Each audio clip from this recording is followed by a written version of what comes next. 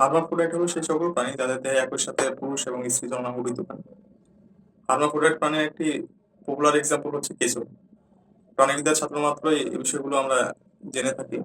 তো মজার বিষয় হচ্ছে এই হার্মাফ্রোডাইট নামটির পিছনে একটা গল্প আছে যেটা আমরা সাধারণত জানি না। চলুন জেনে নিই।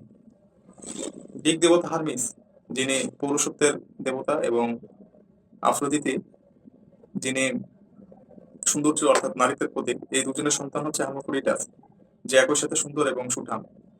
এই হার্মাফ্রোডিটাস একদিন গোসল করতে ঝর্ণাতে যান, যেখানে ঝর্ণার দেবী সালমাসিস তাকে দেখে প্রেমে পড়ে যান।